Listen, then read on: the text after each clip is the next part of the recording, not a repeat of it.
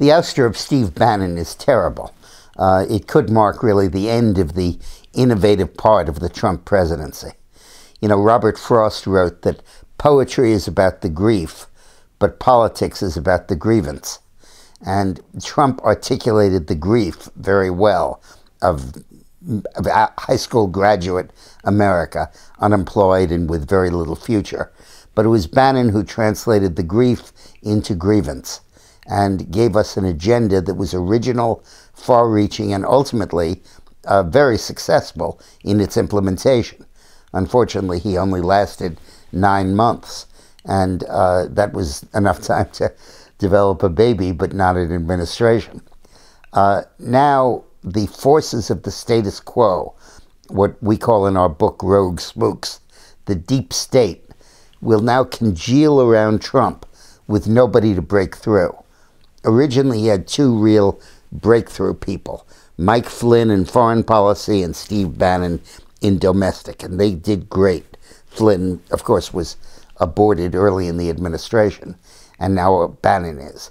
Flynn was replaced by McMaster, who is the apostle of the status quo, the implant of the deep state, going left and right to fire anybody who professes loyalty to Trump's agenda. God knows who'll succeed Bannon, if anybody will. But basically, I know from my experience in the Clinton years that unless you have somebody at the core of that presidency, directly next to the president, with his full confidence, able to take on the bureaucratic forces that engulf the White House, nothing ever goes anyplace. The rest of the White House and the government establishment is all about the Isaac Newton concept of inertia, which is normally that a body at rest remains at rest. But the government doesn't remain at rest. It's rather the body that stays in motion in the same direction and at the same speed unless acted on by an outside force. That's what the government bureaucracy does and is. And that's we're going to witness, I suspect, the gradual transformation of the Trump presidency into a manifestation of inertia. It'll look better. It'll feel better. It'll draw praise from the media, but it'll be sort of Trump on meds. The wall won't get built, but it'll become an electronic barrier of surveillance and everything that they'll assure us is just as effective, but it's not. Obamacare won't be repealed. It will be, quote, fixed with Democratic support, which will probably make it a little bit worse. But they'll pretend we'll make it better. And everybody will believe that for a while. The tax reform won't really happen. There'll be some tinkering at the edges. More people will no longer have to pay income tax. There'll be some relief for businesses, corporate taxes, but nothing substantial.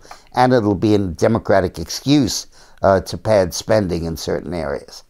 The whole initiative, the whole thrust of Trump's agenda will be blunted. NAFTA will be renegotiated and cosmetically improved, but with no real change. The only good thing is that you won't have Obama making things worse.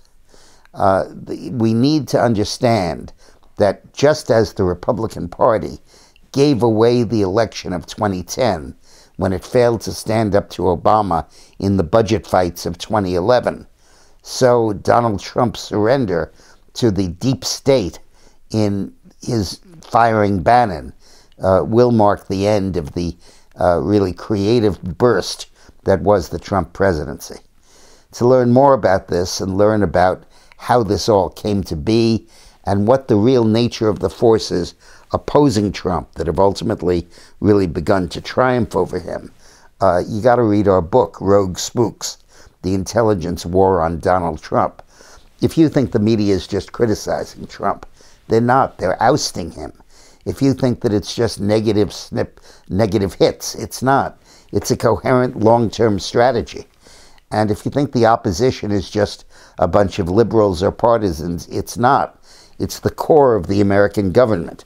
And we may have lost our best chance to change it. Thanks for watching.